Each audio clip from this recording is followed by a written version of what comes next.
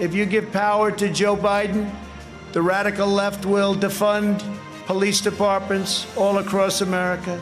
They will pass federal legislation to reduce law enforcement nationwide. They will make every city look like Democrat-run Portland, Oregon. No one will be safe in Biden's America. The president tonight painting himself as the law and order president. With us again tonight is Jon Meacham, Pulitzer Prize-winning presidential historian and author. He was a speaker at last week's Democratic National Convention. Didn't see him on the docket of speakers tonight. He's also the author of the new book, His Truth is Marching On, John Lewis and the Power of Hope. Brand new, revealing portrait of the late congressman, which is just out now. John, I'm sitting here watching this event tonight, knowing I was going to get to talk to you. The last two paragraphs of the speech, forgive me, what we would call boilerplate, America, patriotism, those were the only normal things about the night. That's how our presidents normally speak. Last two graphs. Other than that, the last night of a convention with campaign signage on the White House South Lawn, the fireworks on public parkland that spell out Trump 2020. How about ending the night with the old patriotic favorite, Nessun Dorma, as sung from the Truman balcony? It was a lot, John, but tell me how far from normal tonight was. Well, I kept thinking about two events, two things on either side of the first floor, right behind the president. And you covered the White House for a long time. You know that geography well.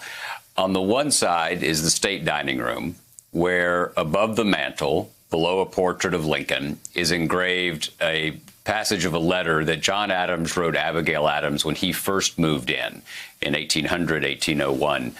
And it said, "May none but good and honest men ever live under this roof." And that is a prayer that I'm afraid has not been answered in this hour. And then I was thinking about the other side of the house, the East Room. And about 10 years ago, I think 2011, which now seems as though you're talking about the Peloponnesian War, I was honored to be a guest at the kind of event we associate at the White House, where Barack Obama was giving out the Presidential Medal of Freedom. And there were two people among about 10 recipients that day. One was George Herbert Walker Bush of Greenwich, Connecticut, and the other was John Robert Lewis of Troy, Alabama.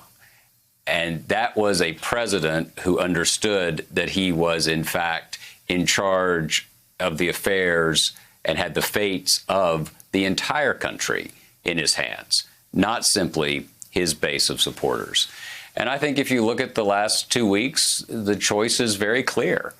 I think that last week we saw, however imperfect you may think the policy is, however imperfect you may think that direction might be, you saw a patriotic vision of the country presented last week. This week, you saw a propagandistic one.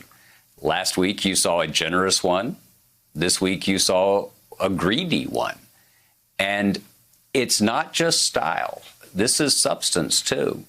And you and I have talked about this before, but there was a conversation in this country that went on for about 80 years, starting in 1933, which was the last time we faced a crisis of this depth and scope with the Great Depression, the pandemic now, where Franklin Roosevelt started a conversation where he was at about the 20-yard line on the relative role of the state in the marketplace and the relative projection of force against commonly agreed upon foes and rivals.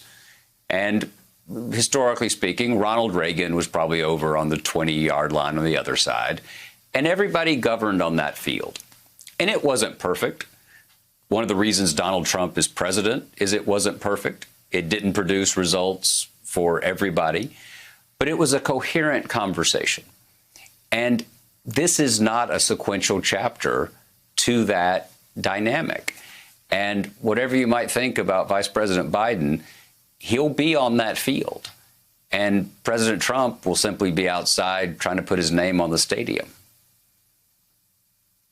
About a minute left. Will we ever be able to see the structure again? And I'll match you another one. The Madisons coming up what passed for the driveway with scorch marks and lingering smoke on the building when we feared it was all lost. The vigils outside FDR's White House at all those desperate moments in our history at night. Will we ever look at the structure and not see a branded theme park that was on display tonight? History can teach by positive example and by what the ancients called negative exemplum, right? And so we now know where, I hope we know, what the bottom is. And I think if this president's reelected, we will go below this bottom. But let this night be a marker for us that we don't want to return to this autocratic, monarchical, branded use of the People's House again.